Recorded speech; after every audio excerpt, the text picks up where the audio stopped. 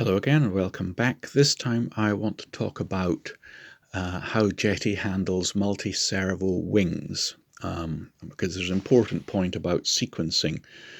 If you've come from radios such as JR, which tend to sequence the servos from right to left, or multiplex, which tends to want them sequenced left, right, left, right, left, right, you're going to find a little bit of a difference here in that Jeti likes it sequenced from left to right. And it's important to get the sequencing correct and to understand what the sequencing actually is, and it's not channel assignments. So let's take a little look. Let's go into the menu, into models. Suppose you're setting up a new model. I've already got one set up, so we'll jump into that bit of the menu. It looks at basic properties. Wing type. It'll default to sort of 0 flaps 1 aileron. Now let's look at the 0 flaps 2 aileron. Notice that aileron servo 1 on the left, aileron servo 2 on the right. If you're only ever going to have a very simple model, blat round with 2 aileron servos going and do nothing more than have it as just an aileron without any fine tuning, it won't matter if you plug them in the wrong way round, as it were. But if you try to do anything like use the built-in aileron differential function, or do any mixing or butterflying or whatever, you're going to get confused and you're going to get some weird results, because all the software is expecting it to be left, right. Now notice this isn't not the channel number. Once we go into the servos, you will see they're called aileron 1 and aileron 2. And it's not left, right, left, right, left, right. As we'll see in a moment, it could be several of them on the left and then going over to the right wing. So let's have a look at those. If you go to 2 flaps, aileron servo 1 over here, always servo 1 is on the left side. The next aileron servo will be to the right of it, and it happens to be on the right wing, but it's not the fact it's on the right wing, it's just to the right of it. Flaps, that's flap 1 and that's flap 2. Let's jump up all the way to a 4 flaps 4 aileron. You see aileron servo 1 is the most left of the aileron servos, and then they're sequenced to the right. Servo 2, servo 3, servo 4. The flaps similarly. Flap 1 is the most left flap servo. Then it's flap 2, flap 3, flap 4.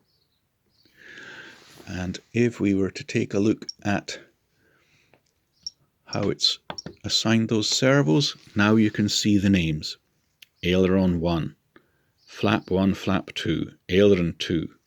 Oh, assign automatic. I need to reassign it because I changed things from my checking example. So you got aileron 1, aileron 2, flap 1, flap 2, flap 3, flap 4, aileron 3, aileron 4. Now it's automatically assigned the wing going from left to right to the sort of channel rising sequence. That doesn't actually matter. You can re-change those to any sequence you like in the channels. You could have aileron 1 on channel 24, followed by flap 4 on channel 2, and this kind of thing. It's not the channel sequence that matters, it's how you plug them in.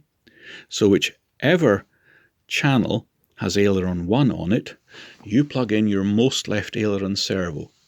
If aileron 1 was on channel 24, then it's into channel 24 you would plug in your most left aileron.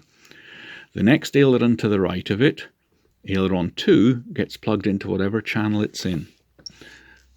And so it goes on. Same with flap. Whichever channel has got flap 1 assigned to it, you plug in the most left flap servo. Whichever channel has flap 2 in it, you plug in the next flap channel to the right of it. Okie doke. And if you are using ganged servos, for instance 2 servos driving 1 aileron, you could either do it, for instance, this way, so that actually you've only got 2 physical ailerons, but you've got 4 aileron servos. Or you could choose, going back to it,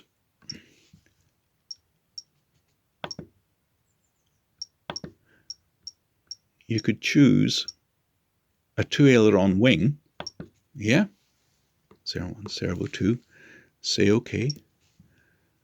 Come to your servo assignment. We'll auto that. Yep.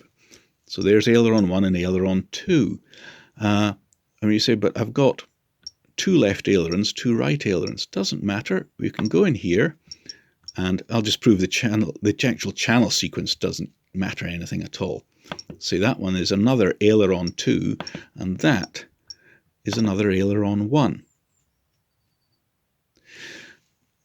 The point being that if you go into things like the differential, mixing, butterfly, you want to mix flaps to your ailerons, this kind of thing, elevator to ailerons as flaps, whatever, then you'll only be offered S1 and S2, and any mixing you apply would therefore apply to all those that are aileron 1 and all those that are aileron 2.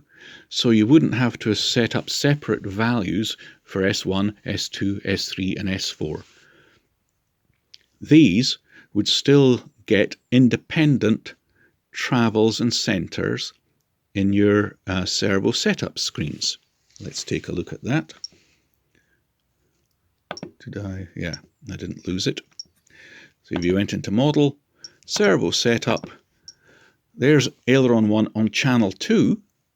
It's got its subtrim, positive travels and limits. And if you look at the bottom of it, silly me, if you look down at the bottom, you've got the servo balancer for aileron 1 on channel 2. So we've got aileron 1 on channel 2, but we've also got aileron 1 on channel 7, again with its own independent subtrims, travels, limits, balancer, etc. So if you're having ganged servos, you can set it up this way if you wish.